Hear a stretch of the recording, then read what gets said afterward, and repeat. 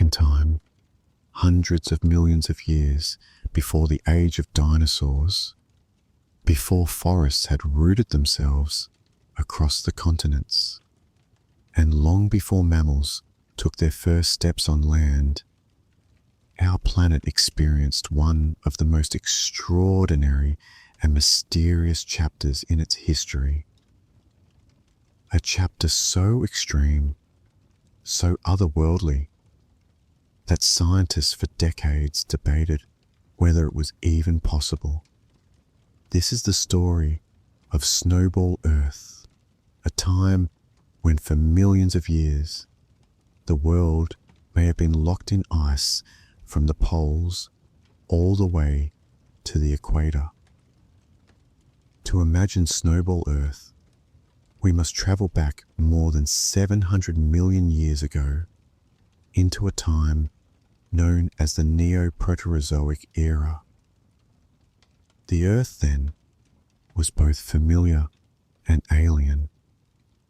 Familiar in the sense that there were oceans, continents, mountains, and winds, but alien in almost every other respect. The continents were barren, lifeless stretches of rock and desert. No trees shaded their surfaces, no carpets of moss softened the stones, and no grasses rippled in the wind. The land was silent, except for the weathering of stone and the carving work of rivers. Life was present, but it was confined almost entirely to the sea, existing mostly as colonies of microscopic organisms, with perhaps a few larger multicellular forms beginning to emerge in sheltered lagoons.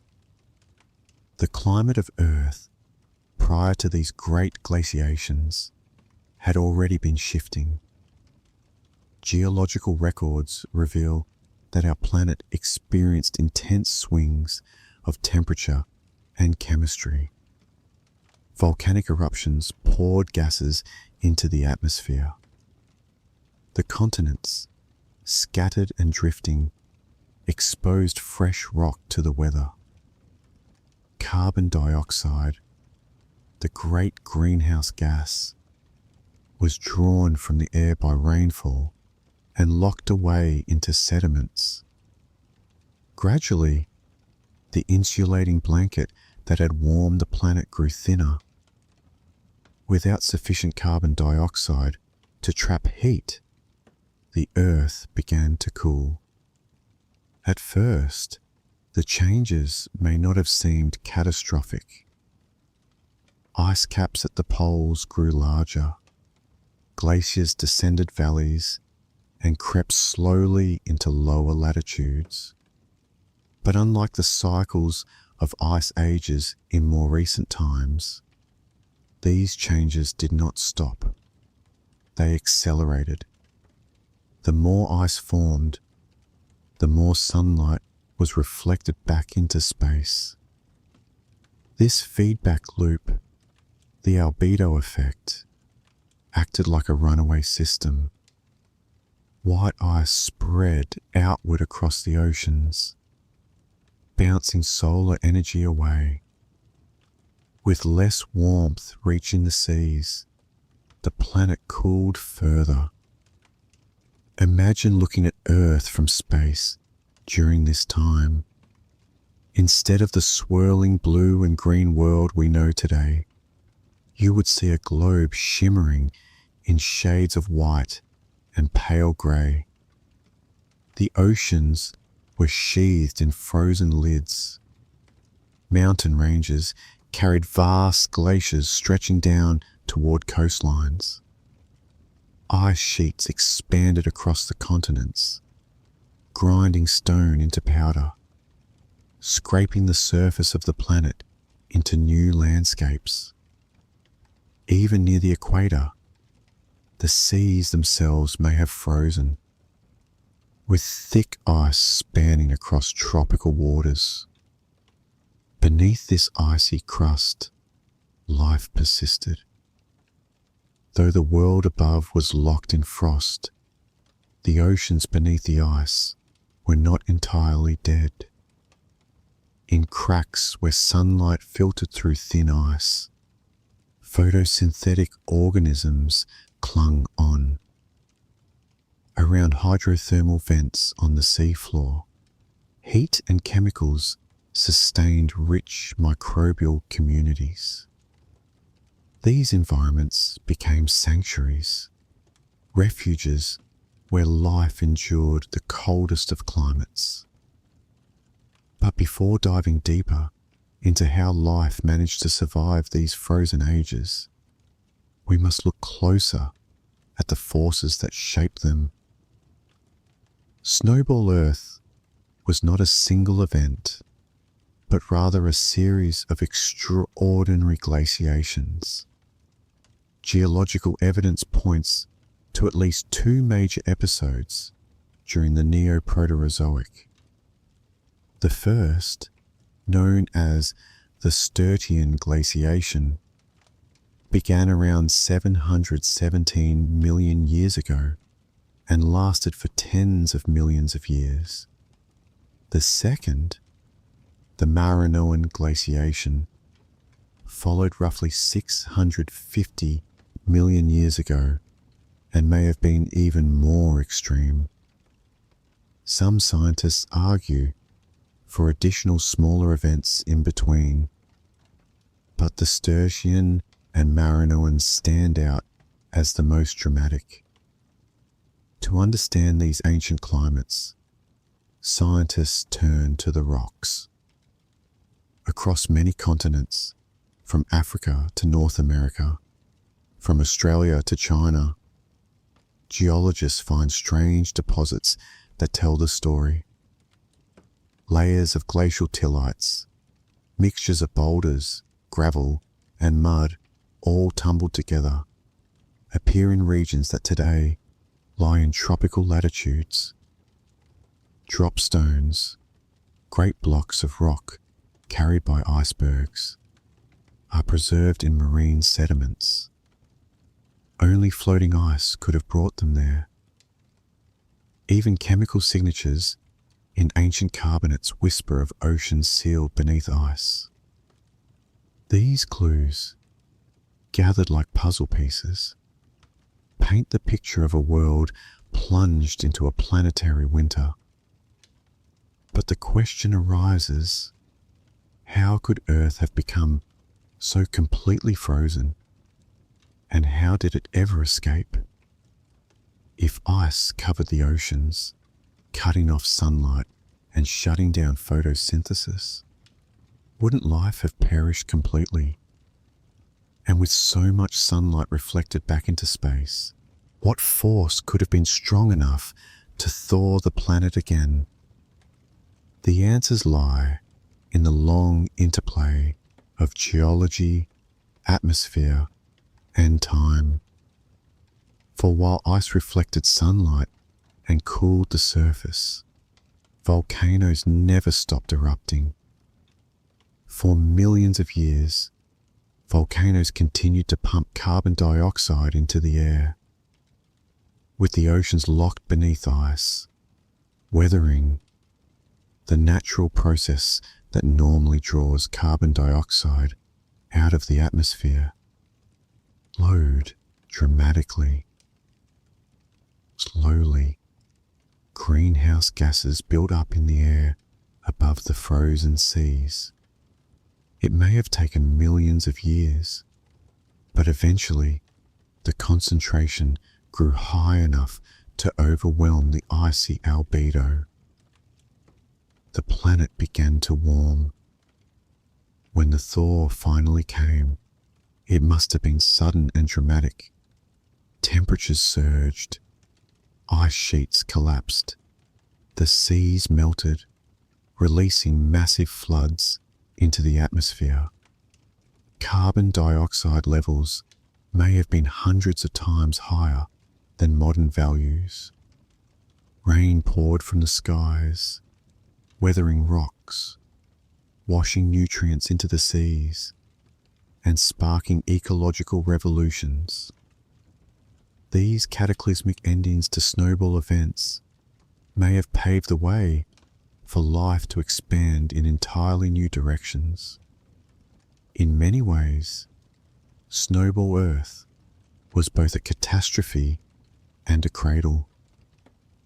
For life, it was a time of near annihilation, a global crisis that must have pushed ecosystems to their limits.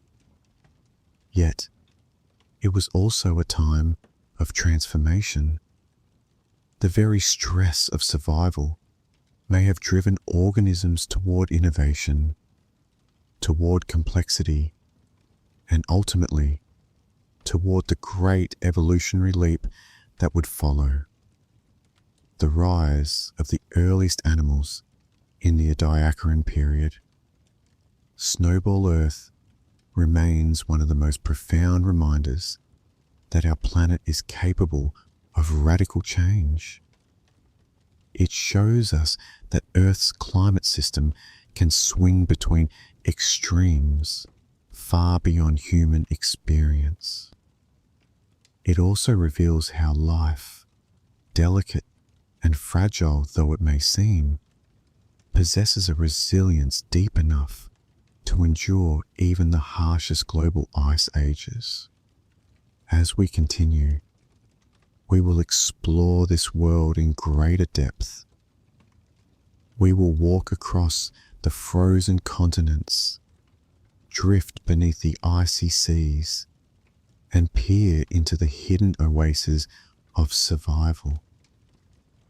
We will follow the geologic evidence that tells us how the ice advanced and how it retreated, and we will discover how these frozen ages shaped the path of life itself. The first of the great global glaciations, the Sturtian glaciation, began more than 717 million years ago, a time so distant that the continents themselves bore little resemblance to the world map we know today. Earth was already a planet in transition. The supercontinent Rodinia, a massive landmass that had once united much of Earth's crust, was beginning to rift apart. Great fractures split through its interior, pulling continents away from one another and opening new ocean basins. These tectonic movements did more than reshape geography. They also altered the chemistry of the atmosphere and seas, setting the stage for global ice.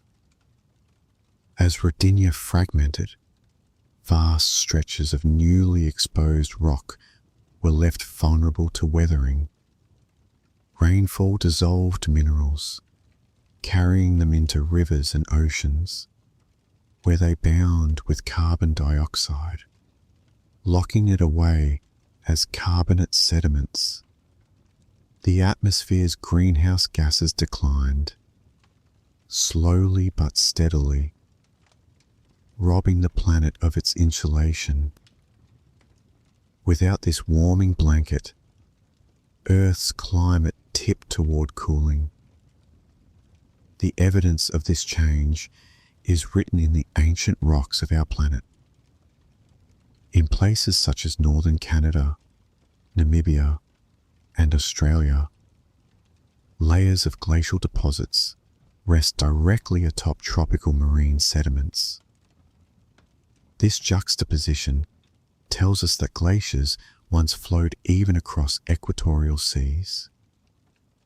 Imagine standing on what is now the heart of Africa, but instead of deserts and savannas, seeing walls of ice grinding across the land, pushing boulders and gravel into moraines, scraping and reshaping the very bones of the continent.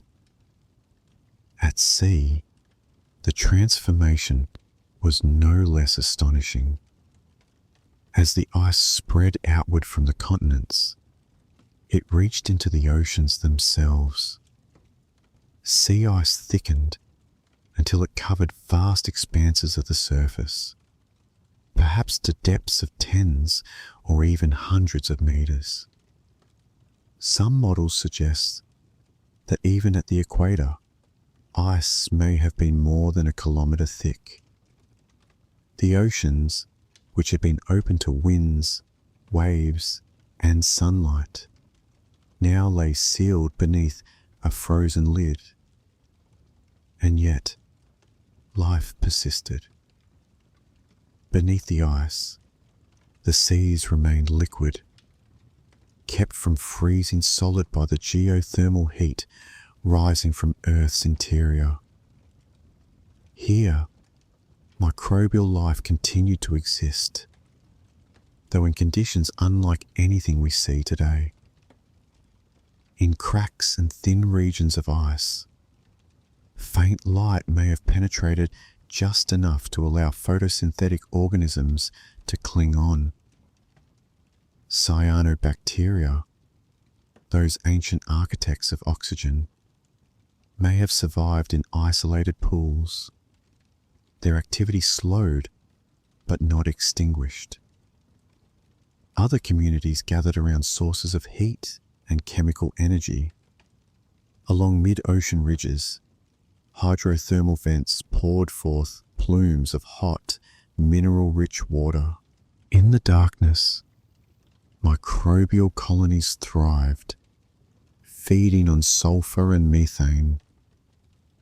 These oases served as lifeboats for life on a frozen planet, demonstrating that even when Earth's surface was hostile, the deep sea remained a refuge. Above the oceans, the continents were locked beneath ice sheets that stretched for thousands of kilometers. The glaciers advanced and retreated in pulses, grinding rock to powder as they moved. This fine material, known as glacial flour, was carried into the seas when meltwater briefly flowed. Later, when the ice sheets melted entirely, this same nutrient-rich dust would play a crucial role in reviving marine productivity. The skies over Snowball Earth were likely stark and clear, the atmosphere thin of carbon dioxide. With less greenhouse warming, temperatures plunged, perhaps to averages of minus 40 degrees Celsius in many regions.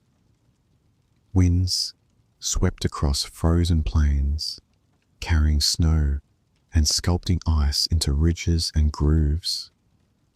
The air may have been rich in fine particles from volcanic eruptions, for volcanoes never slept, even in this frozen time. They poured ash, sulfur, and carbon dioxide into the skies, painting sunsets in strange hues, and slowly, imperceptibly, altering the chemistry of the atmosphere. One of the most striking features of the geological record from this time is the presence of banded iron formations. These deposits, composed of alternating layers of iron-rich minerals and silica, are more commonly associated with much earlier times in Earth's history, billions of years ago. Their sudden reappearance during the Snowball Earth events is a mystery, one that tells us something crucial about the chemistry of the oceans. Under thick ice, with little oxygen mixing into the seas, the deep waters became anoxic, starved of oxygen. Iron dissolved into these waters from hydrothermal vents, accumulating over time. Then, when meltwater pulses brought bursts of oxygen back into the seas, the iron oxidized and precipitated out, forming vast layers of iron-rich rock. These banded formations found on multiple continents, stand as silent witnesses to the frozen ages. But what of the creatures themselves? What did life look like in these oceans? The fossil record from this time is sparse, but molecular evidence suggests that eukaryotic organisms, the ancestors of plants, animals, and fungi, were already present. Algae may have drifted in isolated patches beneath the ice, forming tiny ecosystems that endured for millions of years. Bacterial mats may have carpeted shallow seafloors, finding just enough energy from chemical reactions to survive. Though simple, these organisms carried within them the potential for future complexity. To imagine the Sturtian glaciation is to imagine silence on a planetary scale. The continents were empty, the seas sealed, the air cold and dry. No forests, no insects, no birds. Only glaciers, snow, wind, and the slow breathing of volcanoes. Yet, within this silence, life endured in hidden places.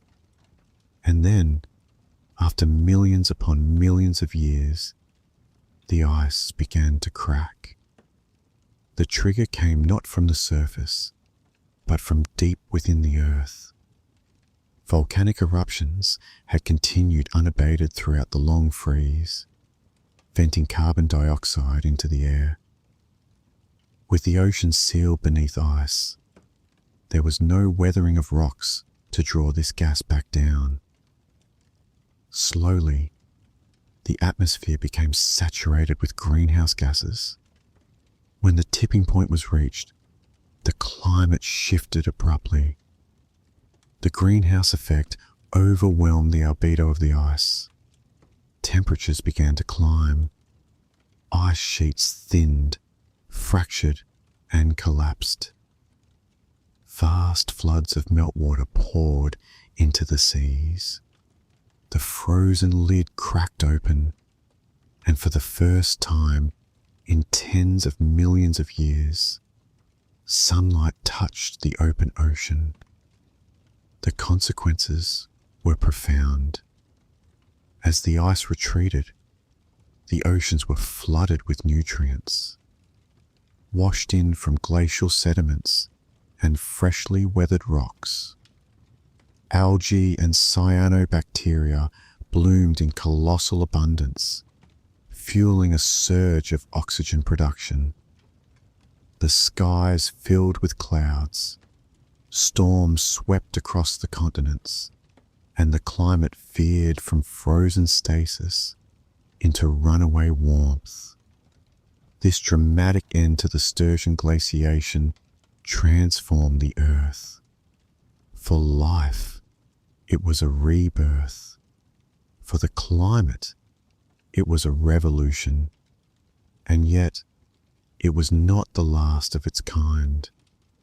For less than 70 million years later, the Earth would plunge once again into the grip of global ice.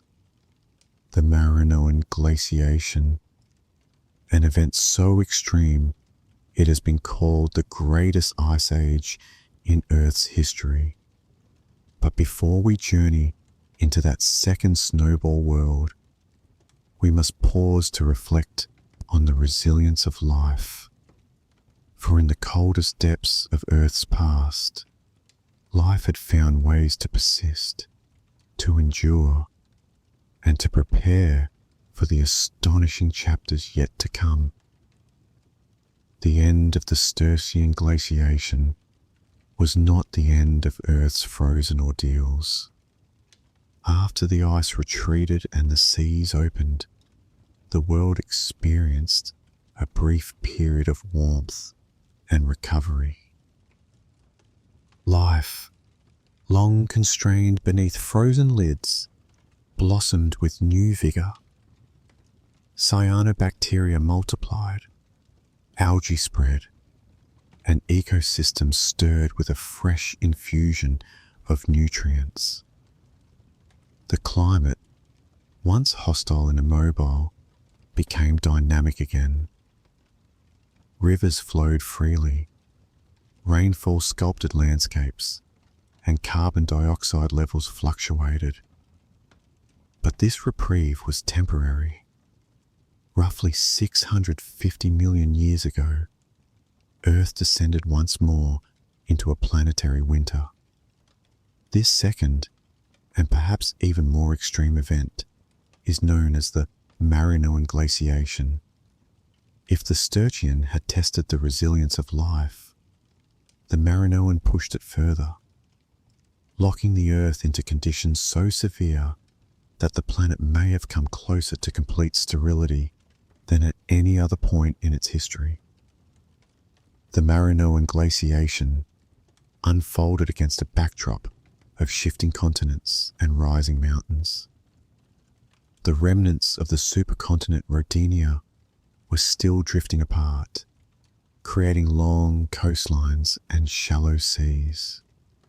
These conditions, combined with continued weathering of exposed rock, again drew carbon dioxide out of the atmosphere.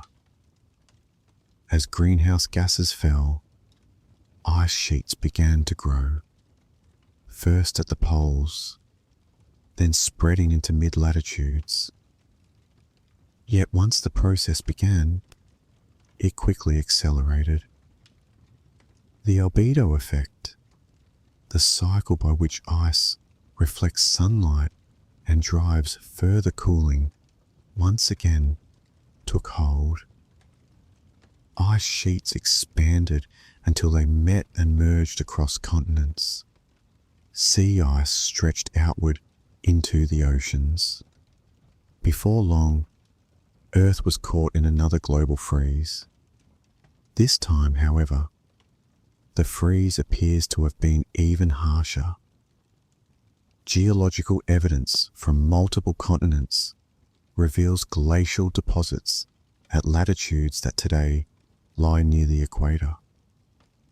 In Namibia, South Australia, and China, scientists find rocks scarred by glaciers that once flowed across what were then tropical regions. The implication is staggering.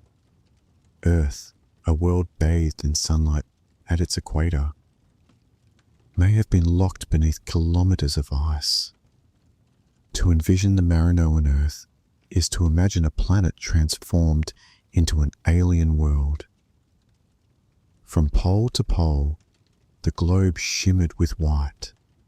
The oceans lay sealed beneath frozen shells, their surfaces silent and unmoving. Mountain peaks, if they protruded above the ice at all, would have stood as stark, wind-swept islands in an endless expanse of frozen desert.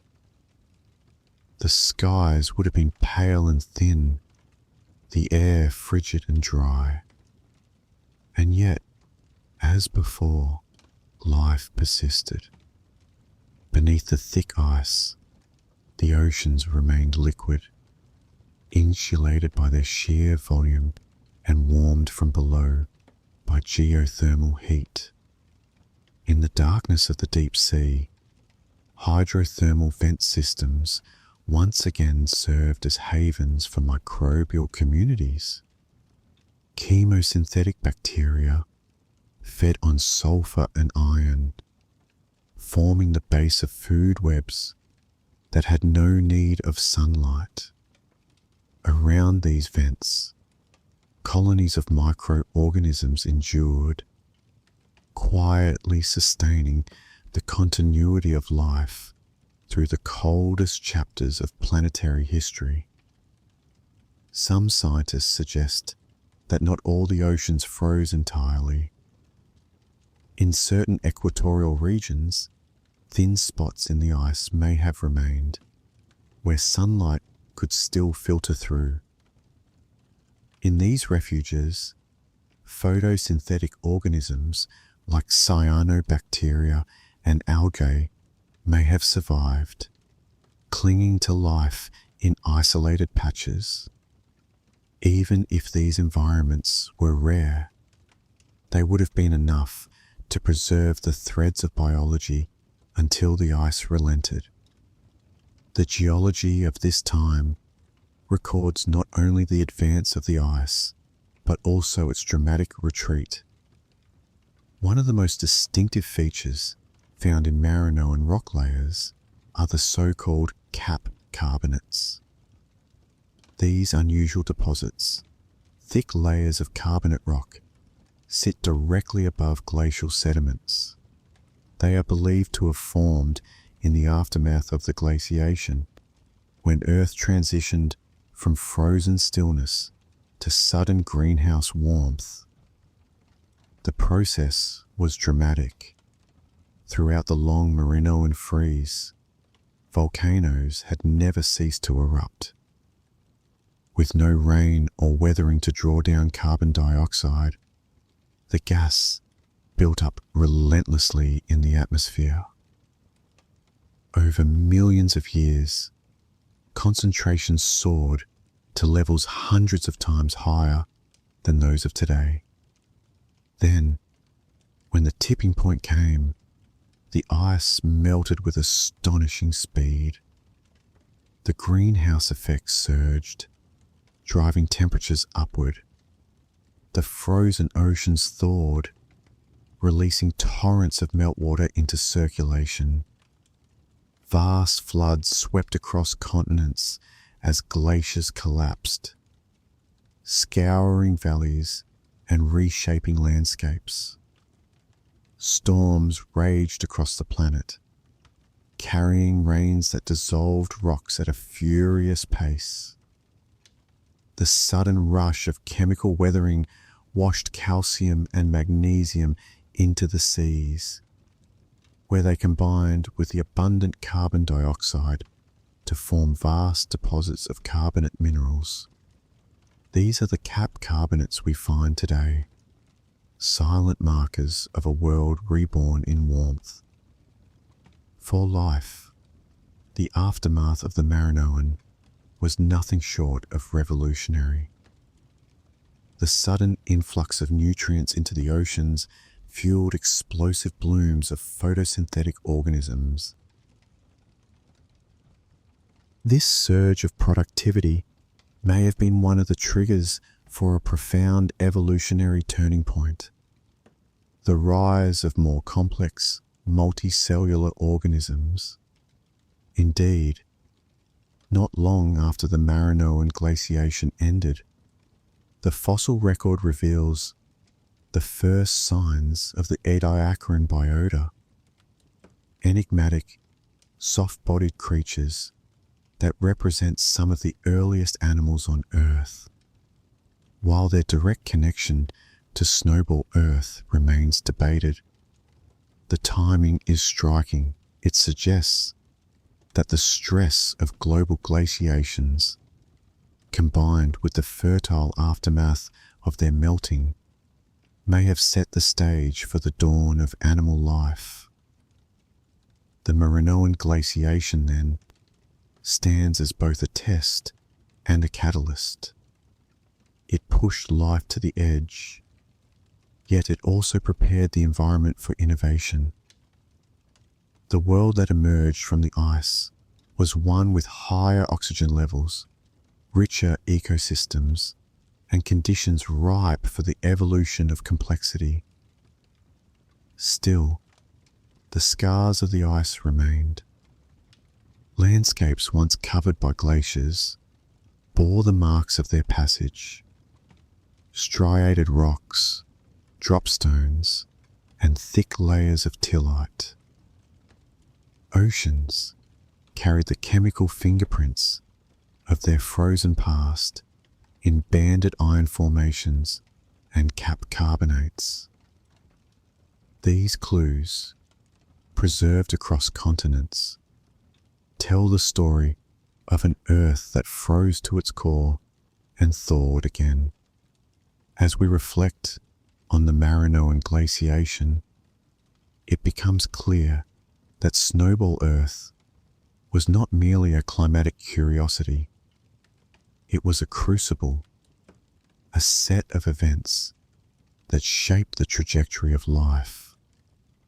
From the silence of frozen seas to the blooms of post-glacial recovery, Snowball Earth forged conditions that would eventually give rise to the first animals and, in time, to all the diversity that followed. And yet, even after these dramatic glaciations ended, Earth's story was far from stable. The Ediacaran world that emerged was strange, rich, and experimental, filled with life forms unlike anything alive today. But its roots lay deep in the resilience that carried life through the darkest, coldest chapters of Earth's history. When the Marinoan glaciers finally retreated, Earth emerged transformed.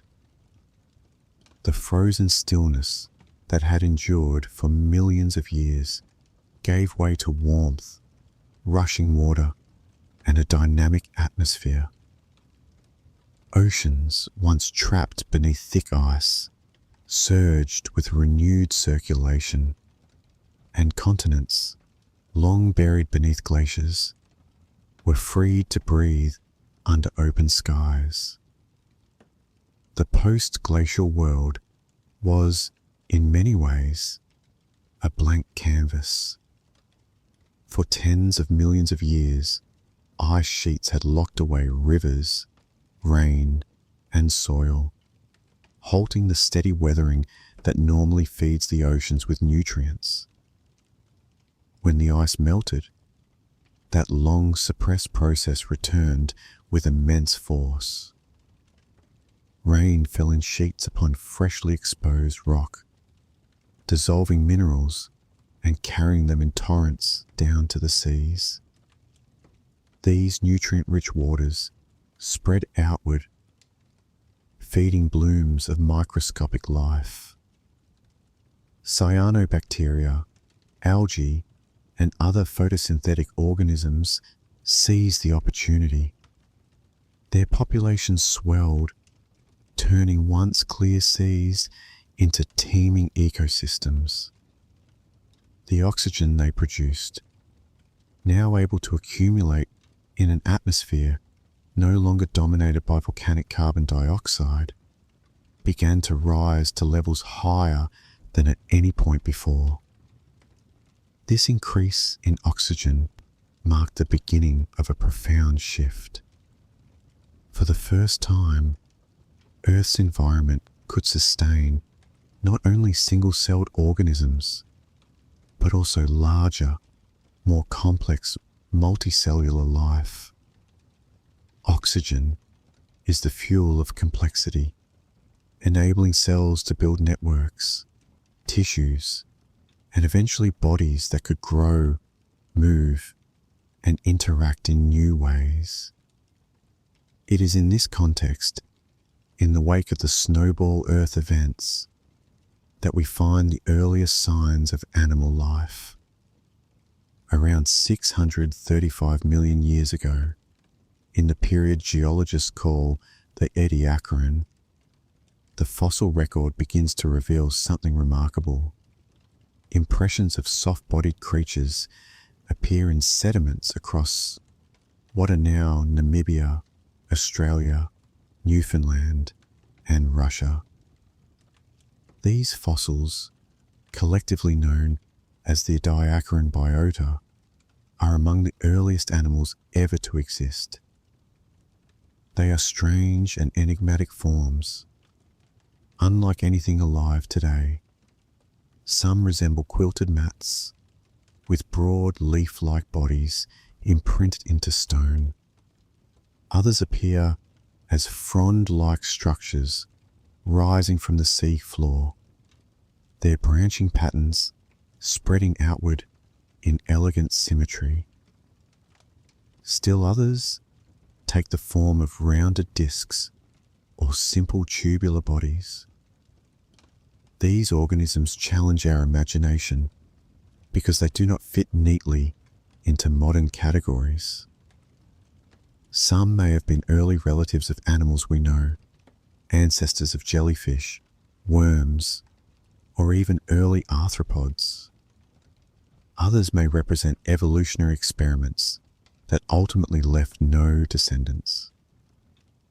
Regardless of their place in life's lineage, they stand as evidence of a world in transition, moving from the microbial simplicity of the Precambrian into the blossoming complexity that would define the Cambrian explosion. The appearance of the Ediacaran biota coincides with environmental changes unleashed by the retreat of Snowball Earth. The surge of nutrients, the rise in oxygen, and the dynamic reshaping of oceans and continents created opportunities for evolution. Life, long constrained by the harsh conditions of global ice, was now free to innovate. But this transition was not sudden. The Ediacaran seas were still unlike modern oceans. They were shallow and broad, often covered by microbial mats that carpeted the seafloor. The organisms that lived here interacted with these mats in ways that shaped their lives. Some may have absorbed nutrients directly from the mats. Others may have filtered particles from the water. Predation, so central to later ecosystems, seems to have been rare or absent. The world was filled with life, yet it was still gentle, experimental, and quiet. Geology records this moment as clearly as it does the glaciations themselves.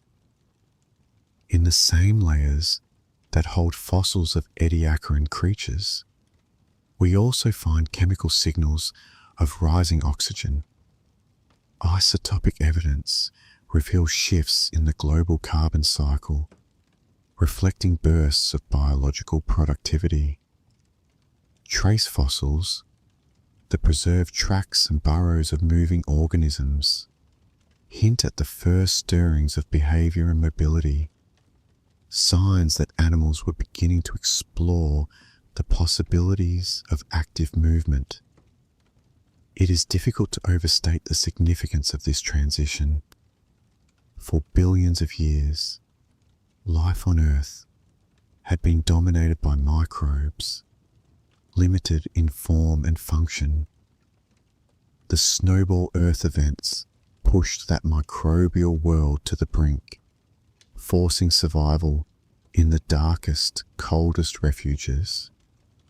But when the ice receded, the survivors found themselves in a world newly enriched and newly open. The conditions that had nearly ended life instead became the foundation for its expansion. Snowball Earth thus stands as both a crisis and a catalyst. The crises lay in the near total freeze, in the reduction of habitable environments to isolated refugees. The catalyst lay in what followed: an oxygenated atmosphere, nutrient-rich seas, and the ecological room for new forms of life to emerge. As the Ediacaran period unfolded, life continued to diversify. Frond-like organisms grew taller, spreading across shallow seas like meadows of living structures. Disc-shaped forms dotted the seafloor, while tubular creatures extended into the water column. Some of these organisms reached impressive sizes for their time, with bodies stretching a meter or more in length, giants in a world previously dominated by microscopic life. Yet this ecosystem, flourishing though it was, did not last forever. The Ediacaran biota eventually faded from the fossil record, leaving behind both mystery and legacy. Some may have been replaced by the new evolutionary experiments that emerged in the Cambrian. Others may have been swept away by changing environmental conditions. Whatever their fate, they represent a crucial step in Earth's story, the first flowering of animals in the aftermath of global ice. The journey from Snowball Earth to the Ediacaran world teaches us something profound about resilience. Life is not easily extinguished. Even when Earth was sealed in ice from pole to pole, biology endured. And when conditions improved, life did not merely return to its former state. It advanced, transforming itself and its planet in the process. This cycle of crisis and renewal has repeated throughout Earth's history. But Snowball Earth remains one of its most dramatic examples, a time when the planet tested the endurance of life and, in doing so, prepared the stage for all the complexity that would follow. The Ediacaran seas, strange though they may seem to us, hold within them the seeds of familiar worlds to come. In their frond-like forms and quilted bodies lay the first hints of animal diversity. In their oxygen-rich waters lay the promise of ecosystems that would soon teem with predators, prey, and the intricate webs of interaction that define modern life. The story of Snowball Earth does not end with ice. It ends with renewal, with the quiet rise of animals, and with the setting of a stage upon which the great dramas of evolution would soon unfold. The thaw of Snowball Earth had opened the door to a new biological era. The quiet seas of the Ediacaran, filled with soft-bodied creatures, drifting or rooted upon microbial mats, marked the first tentative steps toward complexity. But in the chapters that followed, Earth's biosphere would take a dramatic leap forward. Out of the legacy of ice, oxygen, and survival arose one of the most transformative episodes in the history of life, the Cambrian explosion. This event, which began roughly 541 million years ago, is so named because of the sudden appearance in the fossil record of diverse and complex animal forms.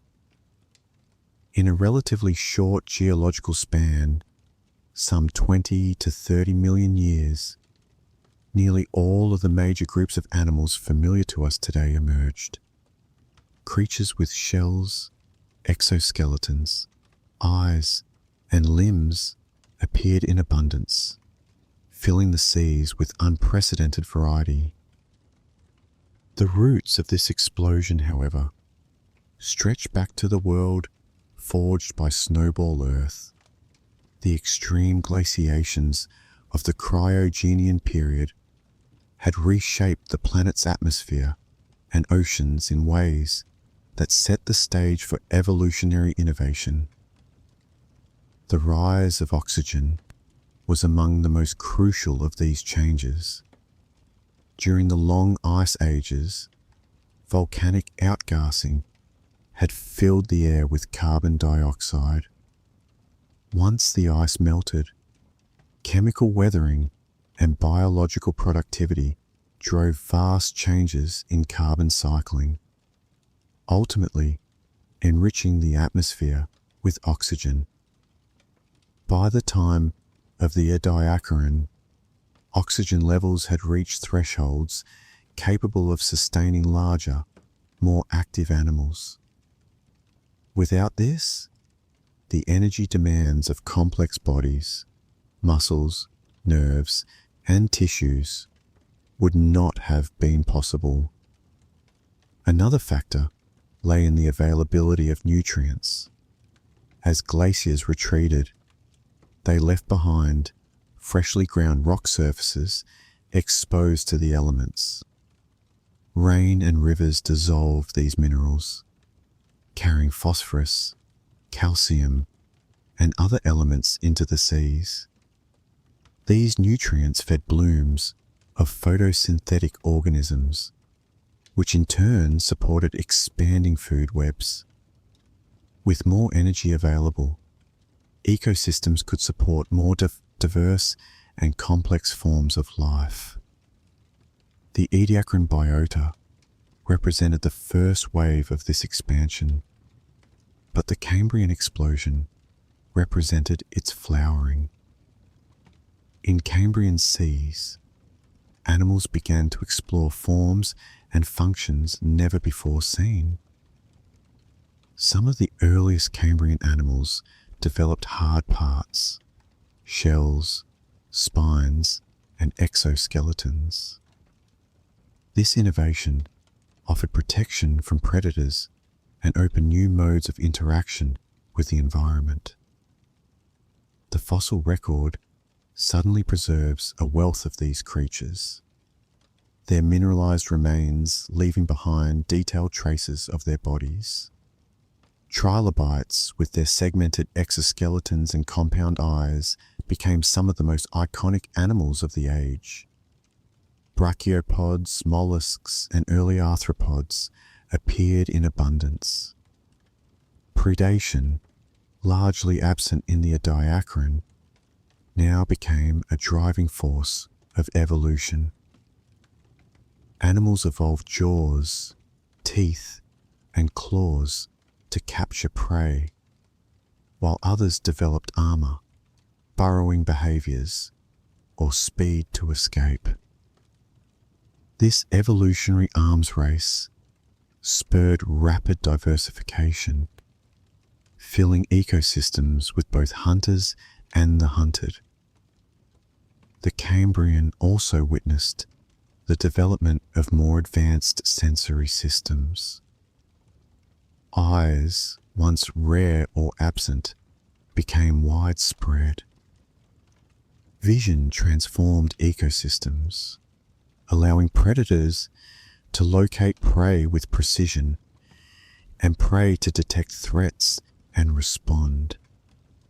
Nervous systems grew more sophisticated, coordinating movement and behavior in ways that gave animals new ecological possibilities. At the heart of these changes lay the foundations set by Snowball Earth. Without the pulses of oxygenation and nutrient release that followed the great glaciations, the biological energy required for such complexity might never have accumulated. Snowball Earth had pushed life into refuges of endurance, hydrothermal vents, thin equatorial oases, dark subsurface habitats. When the ice melted, survivors inherited a world of opportunity, and evolution seized it. The Cambrian seas were vibrant landscapes, filled with creatures of astonishing variety. In shallow marine environments, trilobites scuttled across seafloors, their eyes scanning for danger. Worm-like animals burrowed into sediments, leaving behind trace fossils that reveal patterns of movement and feeding. Spiny predators, known as anomalocaridids, prowled the water column, their grasping appendages poised to seize prey. Other organisms constructed the first reefs, creating structures that would shelter diverse communities. Sponges and corals began to build skeletons of calcium carbonate, turning the seafloor into a patchwork of habitats. This reef-building activity, modest at first, would become one of the most enduring features of marine ecosystems. The ecological complexity of the Cambrian marked a stark departure from the quiet world of the Ediacaran. Where once life had lain upon microbial mats in relative peace, now it teemed with activity, crawling, swimming, burrowing, and hunting. Interactions multiplied, weaving the first complex food webs. And yet, in this explosion of life, the memory of Snowball Earth remained imprinted in the conditions that made it possible. The cycles of ice and thaw had not merely tested life, they had restructured the planet in ways that allowed such diversity to flourish. The oxygen-rich atmosphere, the nutrient-laden seas, the dynamic climate, all were products of that frozen crucible. From this perspective, the Cambrian explosion is not an isolated event, but the culmination of a story that began in the Cryogenian. The hardships of global ice had stripped life back to its most resilient forms. The recovery had enriched the planet with new resources. The explosion was the inevitable flowering of those conditions, the moment when potential became reality. Looking back, we can see how fragile and contingent this process was. Had life not endured through the ice, had the balance of volcanic outgassing and carbon cycling not tipped toward recovery, the stage for the Cambrian may never have been set. Snowball Earth reminds us that Earth's history is shaped as much by catastrophe as by stability, and that out of crisis can come transformation. In the shimmering waters of the Cambrian seas, with their trilobites, sponges, and strange predators, we glimpse the legacy of a frozen Earth. We see not only the survival of life, but its renewal and expansion, carried forward by the resilience that weathered the deepest cold. The story of Snowball Earth is, in this way, a story of thresholds. Thresholds of climate, where Earth tipped between frozen stillness and greenhouse warmth. Thresholds of biology, where life crossed from microbial simplicity into animal complexity.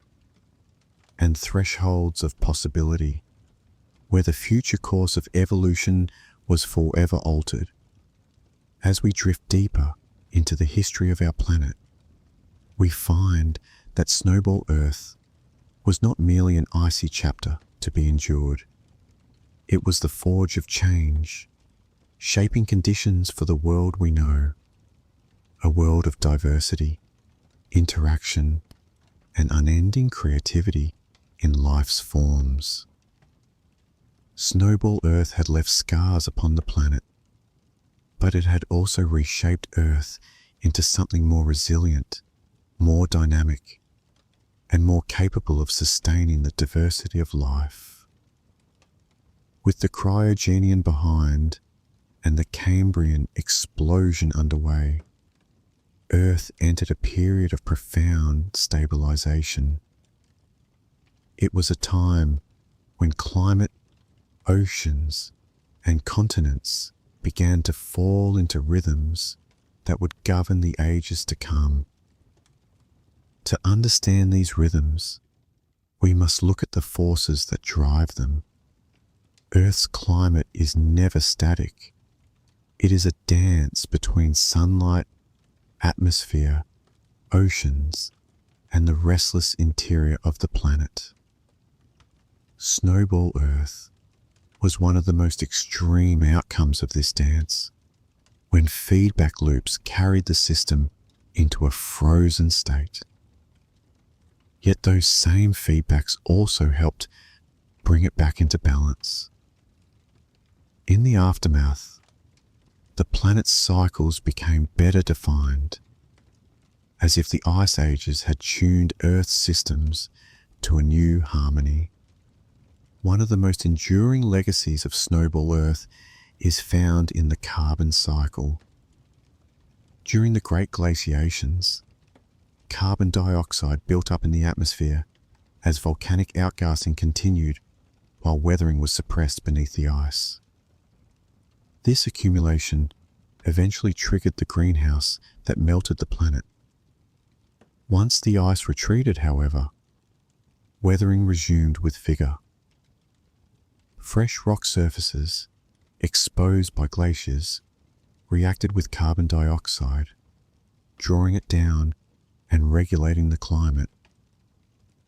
This process established a powerful negative feedback, a thermostat of sorts, that has helped keep Earth habitable ever since. The oceans, too, carried the imprint of Snowball Earth.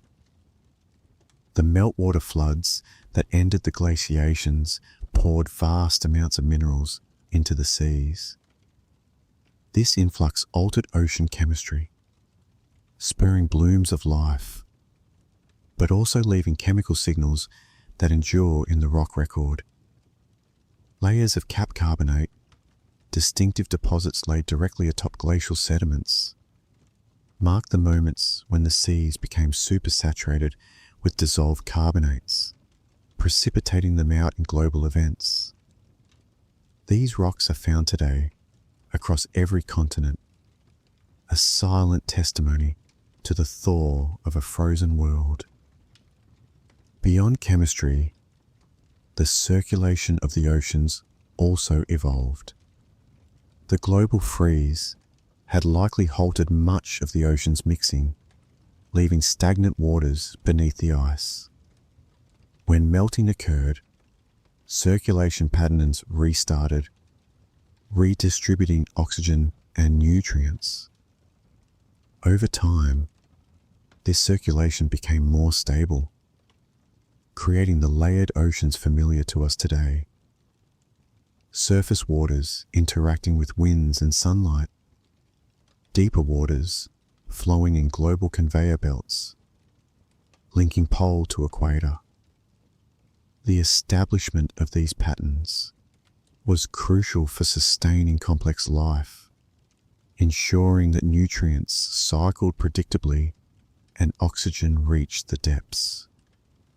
Continents, too, bore the mark of Snowball Earth. The shifting plates of the cryogenian had drawn land masses into equatorial positions, making them vulnerable to glaciation.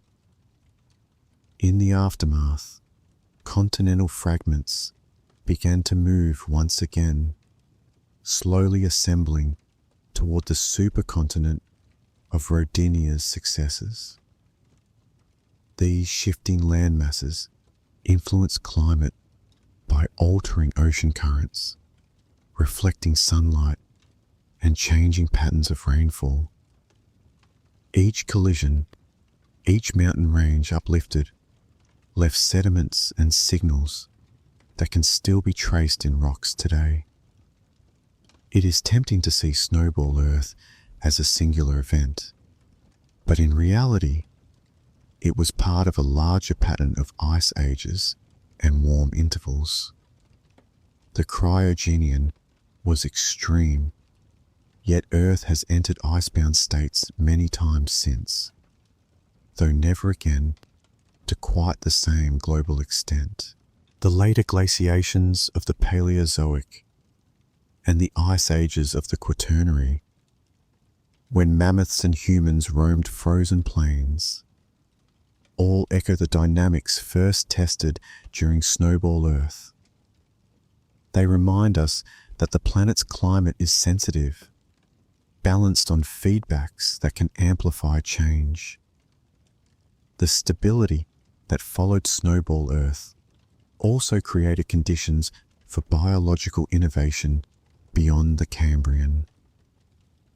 In the Ordovician period, life diversified further, filling seas with corals, brachiopods, and cephalopods. In the Silurian and Devonian, plants colonized land, reshaping the atmosphere yet again. Each of these steps build upon foundations laid in the Cryogenian, when oxygen rose, nutrients spread, and ecosystems first began to interact across larger scales. Snowball Earth, though ancient, thus sits at the root of much of what followed. Perhaps most profound is the way Snowball Earth altered the relationship between life and climate. Before the Cryogenian, life was largely a passenger on a geophysical ride, its microbial forms too small to alter planetary systems in major ways. But the spread of photosynthetic organisms, the burial of organic carbon, and the respiration of oxygen began to tip the scales. During Snowball Earth, life nearly perished under the weight of climate catastrophe. Afterward, however, life began to play a larger role in stabilizing conditions. Forests, reefs, and later animal activity all became drivers of carbon cycling and atmospheric balance. In this way, biology became a co-architect of Earth's climate. The memory of Snowball Earth is also inscribed in the rocks, not only through cap carbonates and glacial deposits, but through the isotopic fingerprints of carbon and oxygen. These chemical signatures tell of wild swings, periods when carbon cycling was disrupted, when oceans turned anoxic, when greenhouse gases spiked to levels unimaginable today. To geologists, these signals are not just curiosities. They are warnings of how volatile Earth's system can be. In the quiet hours of reflection, one cannot help but see in Snowball Earth a lesson about resilience. The frozen world must have seemed, to any observer, utterly lifeless.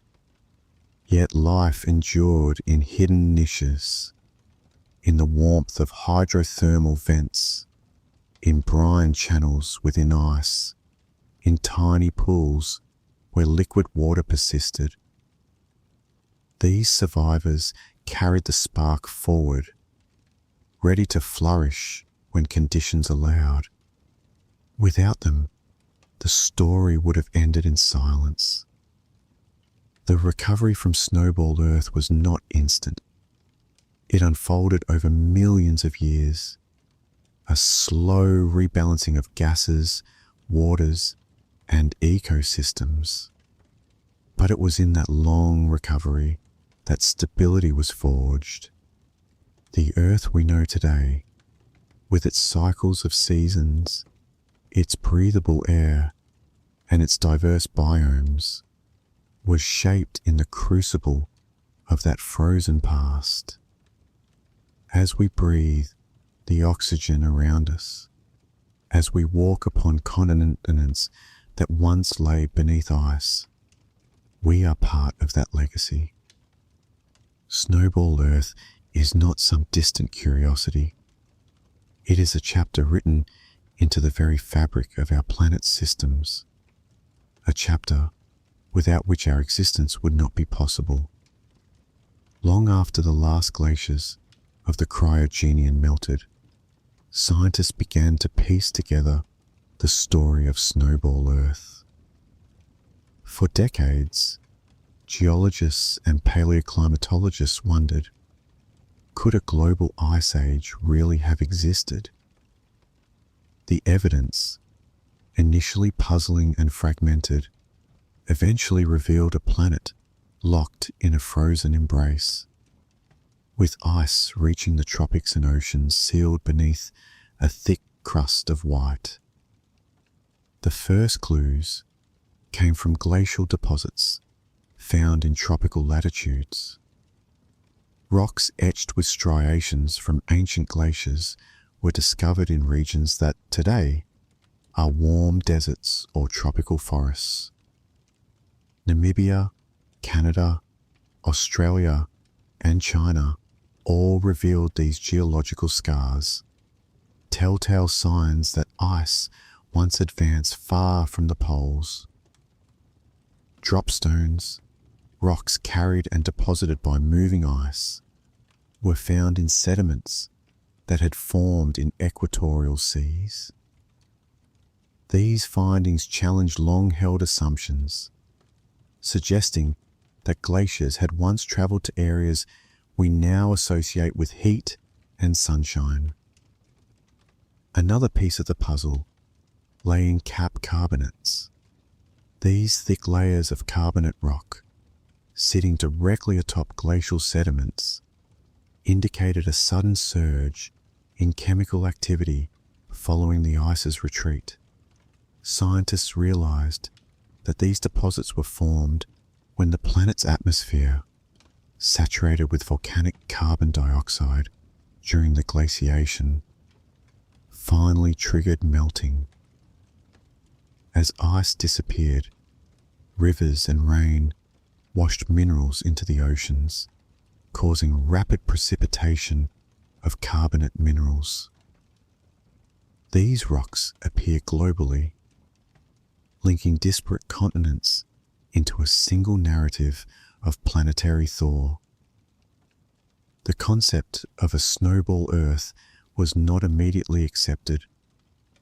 Some researchers argued that the equatorial glacial deposits could be explained by regional ice ages, tectonic shifts, or other anomalies. Others were cautious, worried that the notion of a fully frozen planet might be too extreme.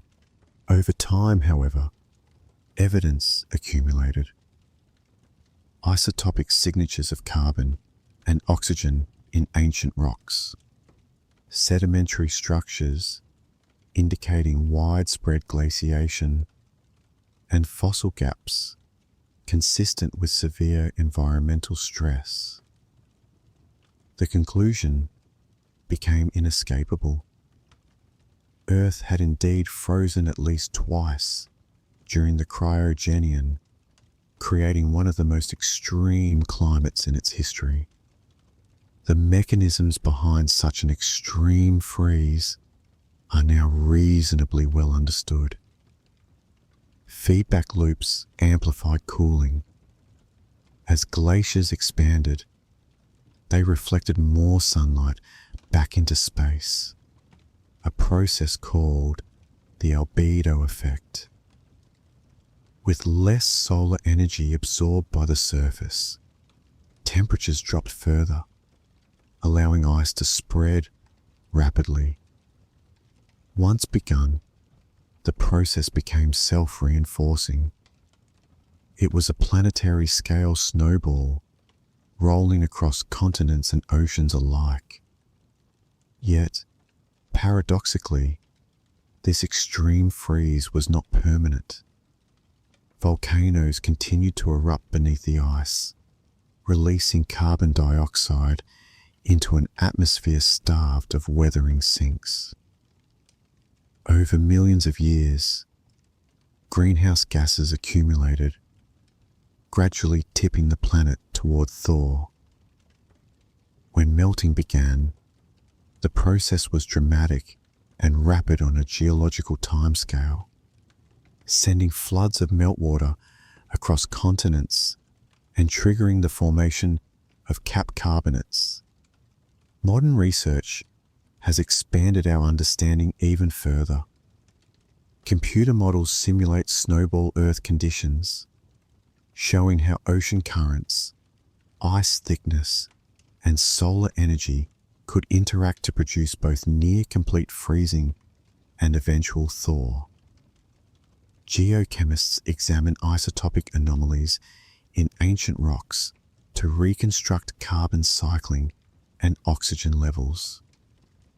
Paleontologists track the evolutionary consequences of extreme glaciation, linking Snowball Earth to the rise of the Ediacaran biota and the Cambrian explosion.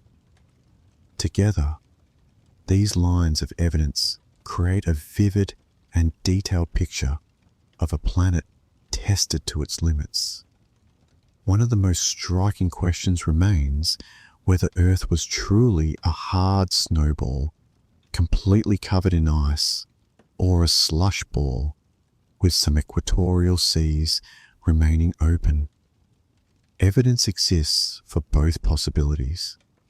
Some isotopic signatures suggest that thin areas of open water persisted, allowing photosynthetic life to survive in limited refuges. Other data imply that ice may have stretched across the tropics entirely. Regardless of the precise details, the conditions were extreme enough to challenge life and reshape ecosystems. The study of Snowball Earth has broader significance as well. By examining these ancient crises, scientists gain insight into the dynamics of climate systems, the feedbacks that can amplify change, and the thresholds beyond which Earth's environment may shift dramatically.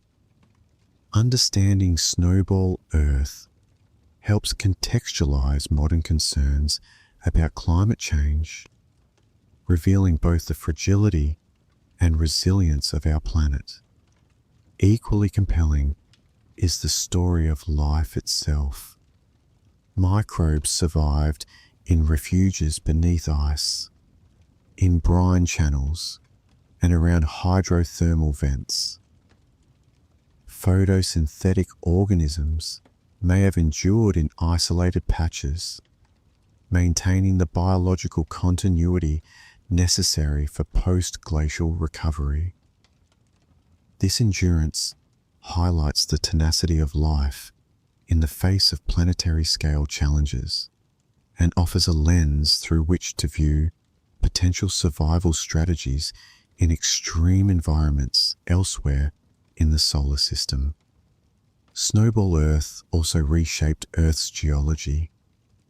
Glacial erosion carved valleys and polished mountains, leaving behind striated rocks and deposits that continue to inform our understanding of plate tectonics. When ice melted, rivers and seas redistributed sediments, altering the sea floor and creating conditions favorable for reef-building organisms. In this way, glaciation not only stressed life, but also prepared the stage for subsequent ecological complexity. The legacy of Snowball Earth is thus twofold. It is a story of extreme climate, a frozen world in which oceans, continents, and atmospheres interacted in ways both harsh and delicate. And it is a story of biological resilience, showing that even the most severe conditions cannot completely extinguish life. The frozen past shaped the oxygenation of the atmosphere, the nutrient richness of the oceans, and the evolutionary pathways that eventually led to complex animals. Reflecting on Snowball Earth, one can see that it is not merely an episode in Earth's history, but a profound lesson in the interplay between geology, climate, and life. It reveals how planetary systems can reach the brink, and how life, even when reduced to microscopic refuges, can endure, recover, and transform the world around it. By studying Snowball Earth, we glimpse a planet both alien and familiar. A world where ice ruled the seas, where survival depended on resilience, and where the cycles of freezing and thawing forged conditions for all life that would follow. In these lessons lie both caution and inspiration, a reminder that Earth's history is written not only in warmth and growth, but in ice, challenge, and the enduring pulse of life. With the ice finally gone, Earth entered a world reshaped by both glaciation and recovery. The retreat of glaciers unveiled vast expanses of exposed rock, sculpted valleys, and newly formed coastlines. Rivers surged with meltwater, carrying sediments and minerals into the oceans. This flow transformed the seas into nutrient-rich environments, fueling blooms of microscopic life that would form the foundation of increasingly complex ecosystems. In the oceans, cyanobacteria and algae, long constrained to small refuges beneath ice, expanded rapidly. Their photosynthesis released oxygen into the atmosphere and oceans, gradually raising oxygen concentrations to levels sufficient to support larger, more energy-demanding life forms. The interplay between rising oxygen and nutrient availability created a feedback loop. More oxygen allowed more active life, which in turn influenced the chemical cycles of the oceans, further stabilizing conditions for growth. The earliest post-glacial ecosystems were still simple compared to later periods. Microbial mats coated the seafloor in extensive sheets, while small, soft-bodied animals began to explore these surfaces. Worm-like organisms burrowed into sediments, consuming detritus and oxygenating the substrate. Simple filter-feeding animals captured particles from the water column, taking advantage of the nutrient-rich waters left by glacial melt. Over time, these initial communities became more complex.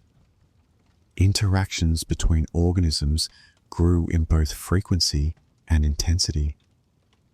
Predation emerged as a driving force, favoring adaptations such as protective coverings, spines, and burrowing behaviors. This arms race pushed life toward diversity and innovation, laying the groundwork for the later flourishing of multicellular animals during the Diacheran. Shallow seas were hotspots of ecological activity. They were warm, sunlit, and rich in calcium and other minerals washed from the land. These conditions allowed the first reef-building organisms to establish themselves. Sponges and early calcifying animals began secreting calcium carbonate, slowly constructing the first three-dimensional habitats. These reefs offered shelter and feeding grounds, enhancing biodiversity by creating microenvironments where species could thrive and interact.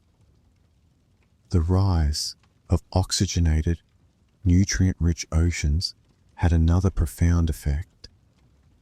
It enabled the evolution of larger, more mobile animals. Movement required energy, and energy required oxygen. In these post-glacial seas, organisms could grow bigger, swim faster, and occupy new ecological niches. Some animals began to explore vertical space, leaving the sea floor for the water column above. This expansion into 3 dimensions added layers of complexity to the emerging food webs. On land, the story was quieter, but equally important. Meltwaters filled depressions, forming rivers, lakes, and wetlands. Microbial mats and simple algae colonized moist soils, creating the first terrestrial biofilms. These early colonizers stabilized sediments, slowed erosion, and contributed organic matter to the developing soils. While plants had yet to dominate the land, these early colonists set the stage for future colonization by multicellular vegetation. The chemical composition of the oceans reflected the dynamic post-glacial environment. Carbon isotopes indicate fluctuations in organic productivity, suggesting bursts of life followed by periods of ecological adjustment. Oxygen isotopes reveal temperature changes and the mixing of meltwater with seawater, helping scientists reconstruct the environmental conditions of these ancient seas. The interplay of chemistry and biology illustrates how life and environment were intimately connected. As life adapted and diversified, it also reshaped the very chemistry of the oceans. Evidence of ecological recovery after Snowball Earth is preserved in the fossil record. Trace fossils such as burrows and feeding marks become increasingly common in post-glacial sediments. These traces show that animals were exploring their environments in new ways, interacting with each other and with their surroundings. They reveal the first hints of behavior, including movement patterns, foraging strategies, and the beginnings of predator-prey dynamics. The progression from glacial extinction to thriving ecosystems was gradual, taking millions of years, yet it was remarkably resilient. Life, once confined to refuges beneath ice or in isolated pockets of liquid water, spread rapidly across newly habitable areas. This expansion not only increased biodiversity, but also enhanced ecosystem stability. By occupying a range of niches, organisms buffered one another against environmental fluctuations, creating a more robust and self-sustaining biosphere. In a sense, Snowball Earth acted as both a reset and a catalyst. It erased many pre-existing ecosystems, reducing complexity and diversity to its barest forms. Yet in doing so, it created opportunities for innovation. The survivors of the ice ages inherited a world rich in resources and ecological space, allowing evolution to experiment in ways previously impossible.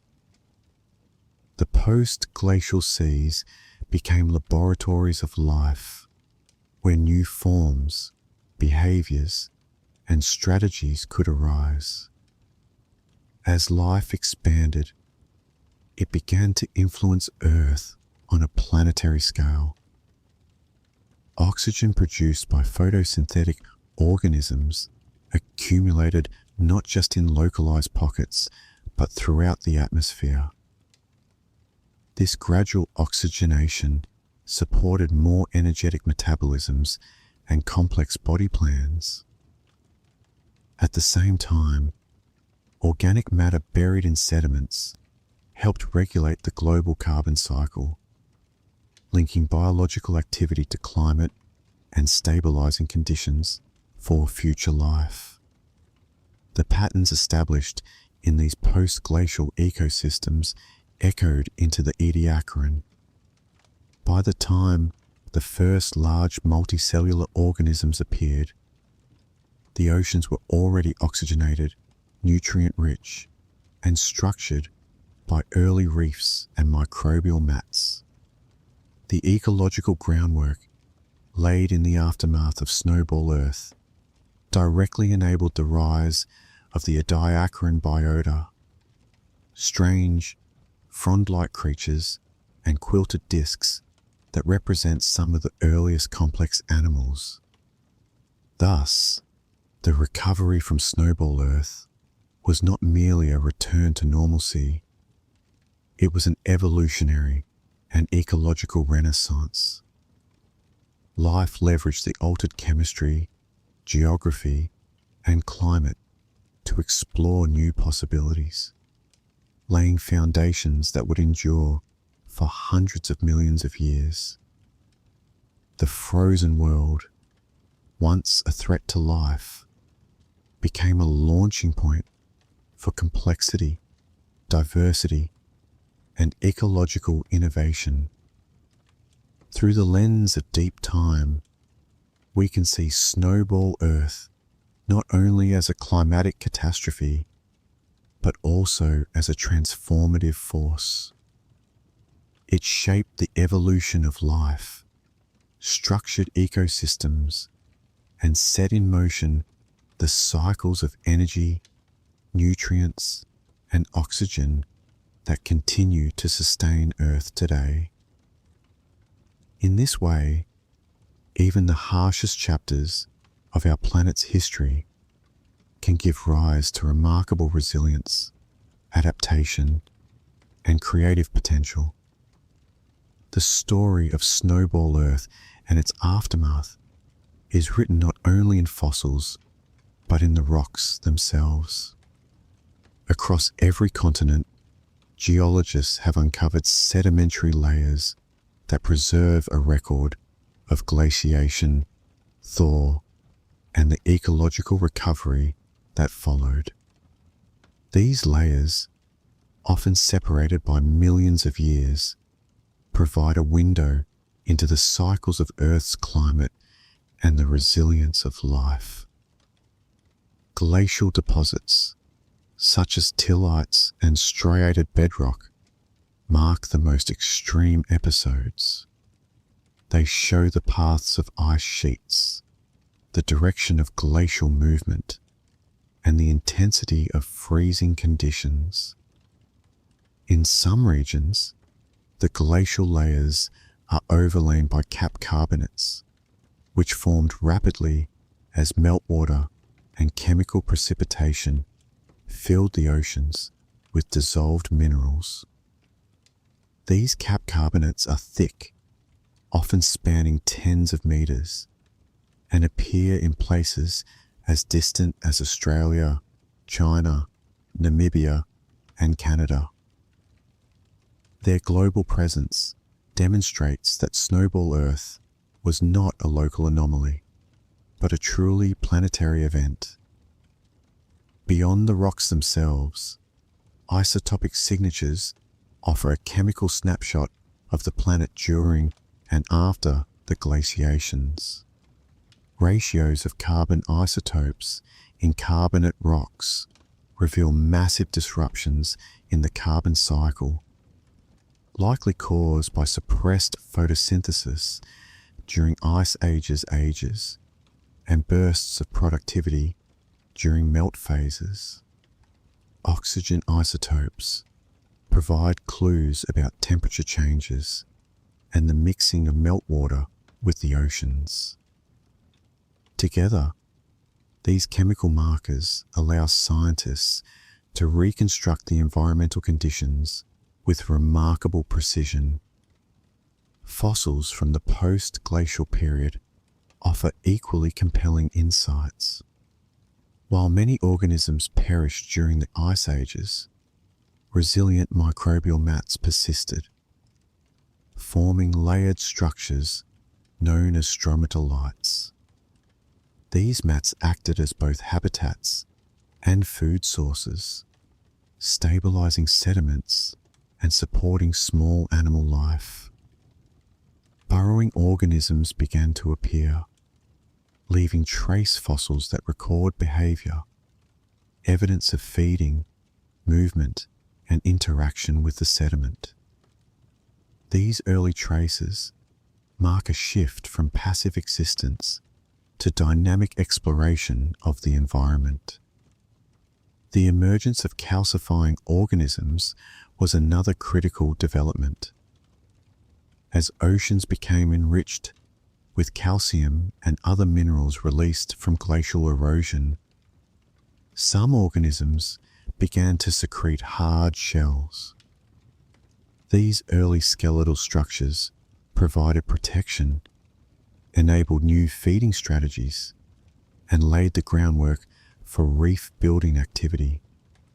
Over time, these reefs created three-dimensional habitats, allowing ecological complexity to flourish. Reefs were not only refuges for life, but also engines of nutrient cycling, connecting biological activity to the chemical balance of the oceans. The diversity of post-glacial ecosystems was astonishing.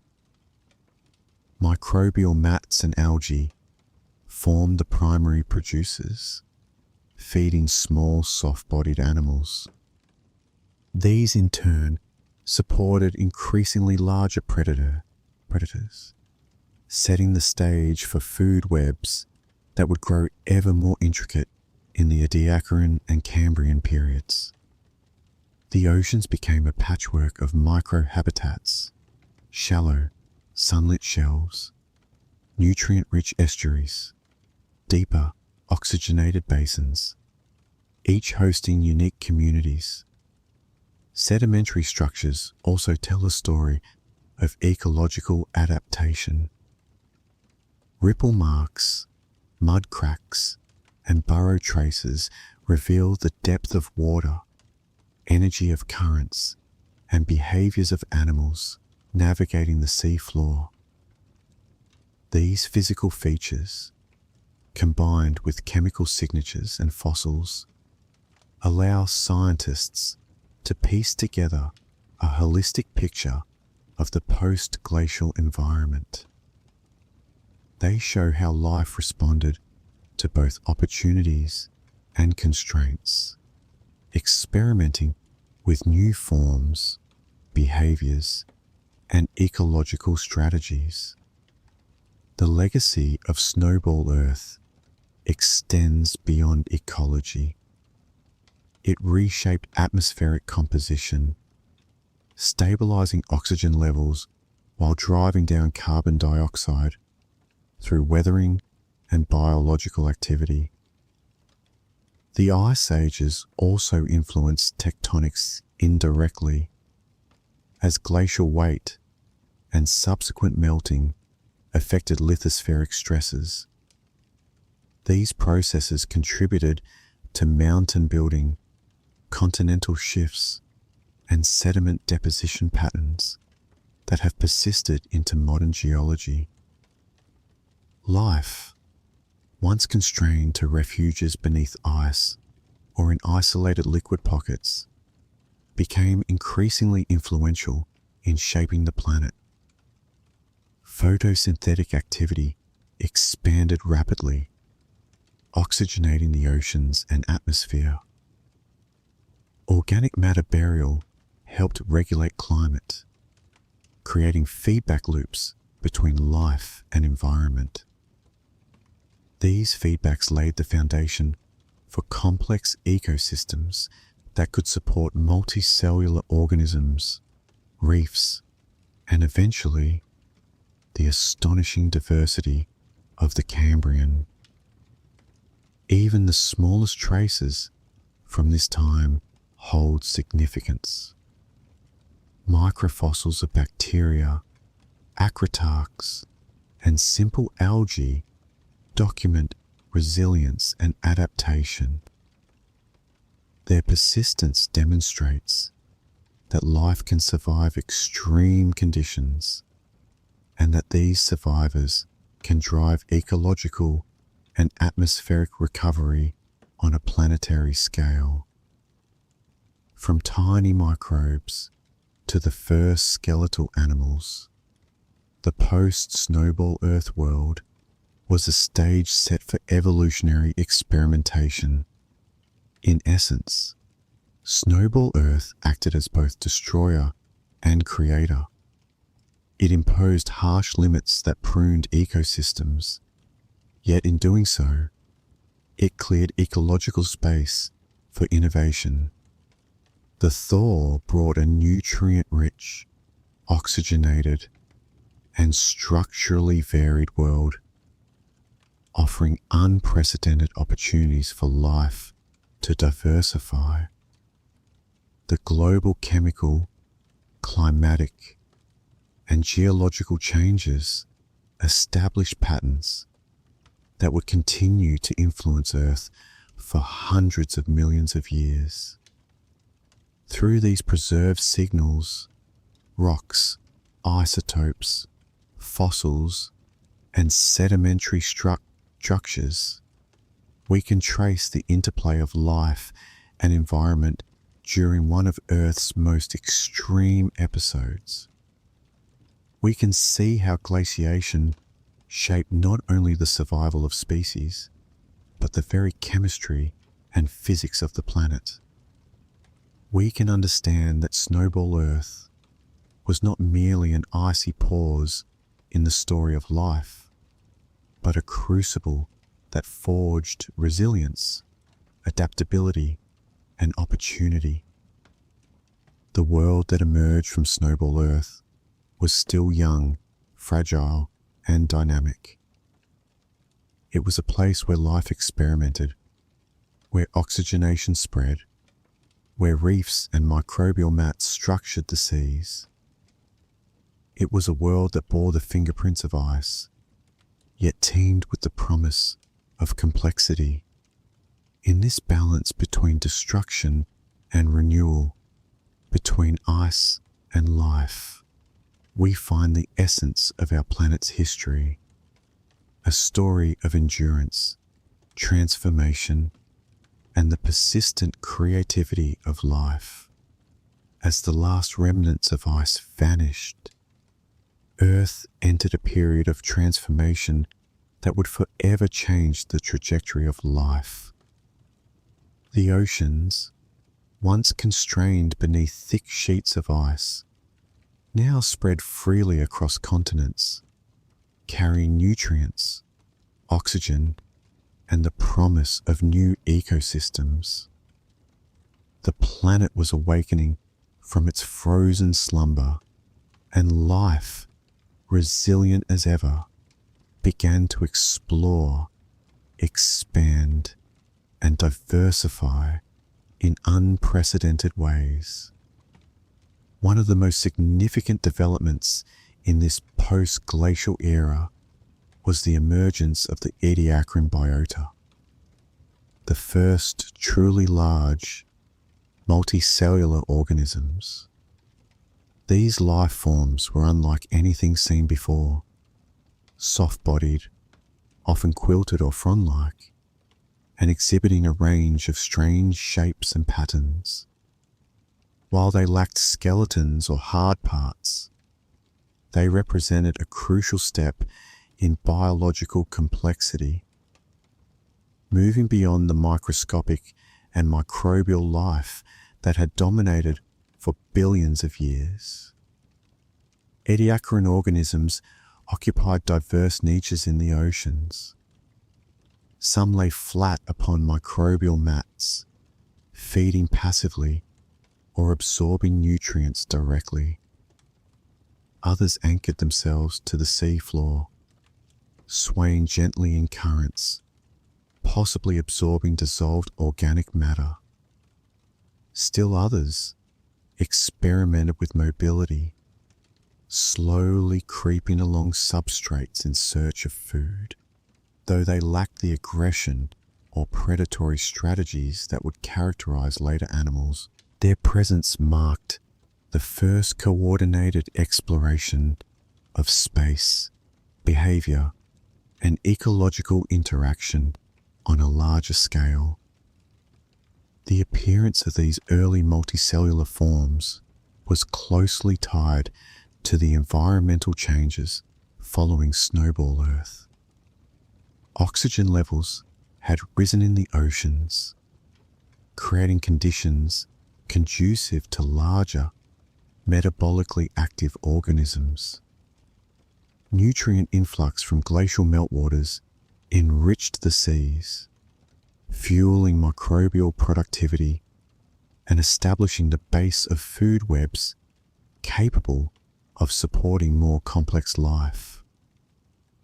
In essence, the planet itself had created the conditions necessary for a biological renaissance.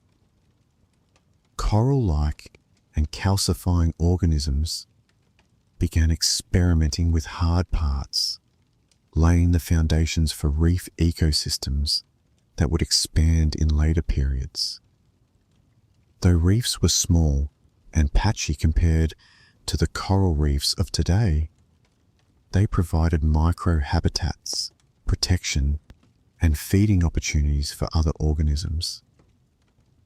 These early reefs were ecological laboratories, places where evolutionary experimentation could proceed relatively safely, sheltered from predation and environmental instability.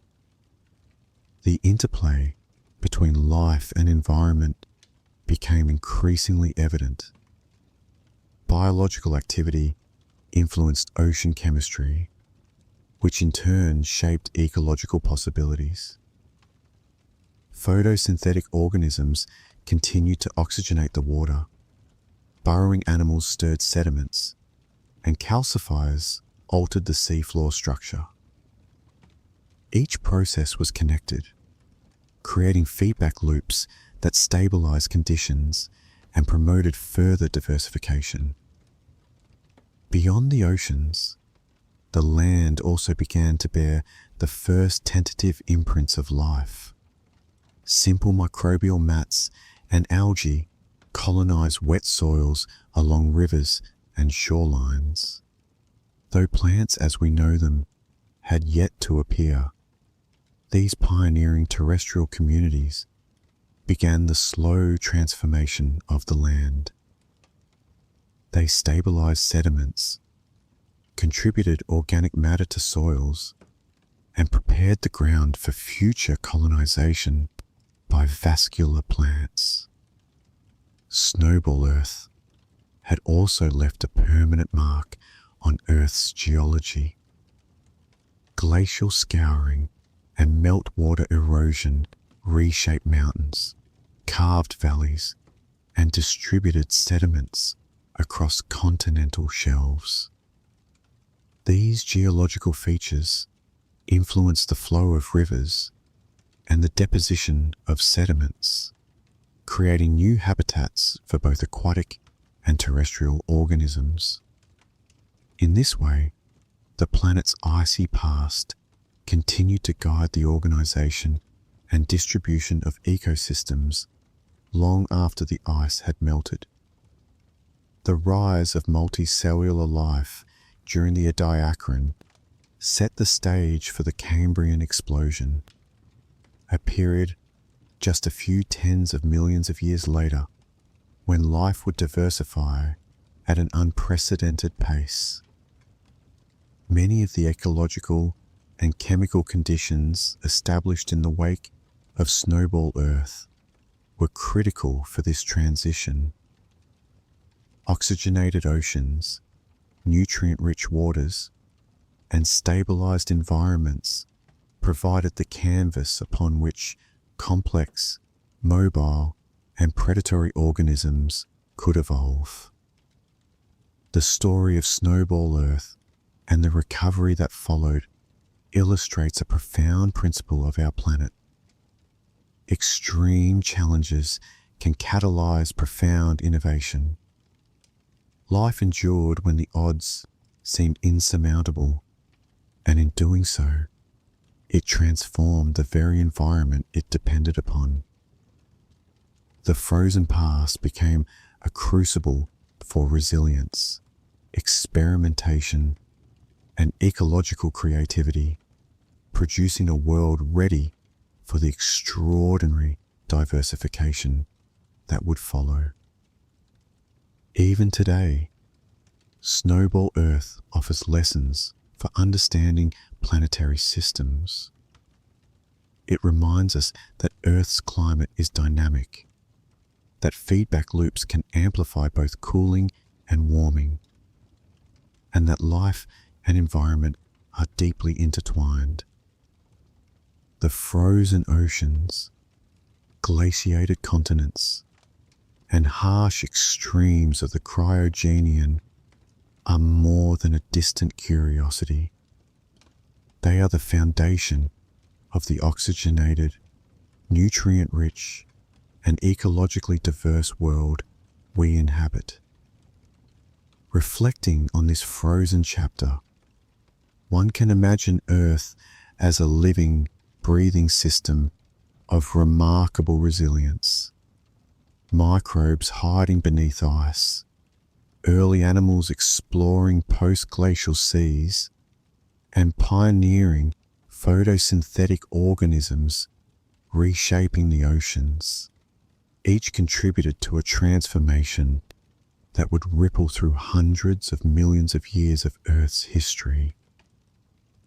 Snowball Earth was a test, and life, persistent and adaptive, passed it with remarkable creativity and tenacity. As we drift toward understanding the Cambrian explosion and the complex ecosystems that followed, it is worth remembering that every organism, every reef, and every microbial mat in the post-glacial oceans was part of a grand narrative. A narrative in which ice and water, death and renewal, destruction and opportunity intertwined to shape the path of life.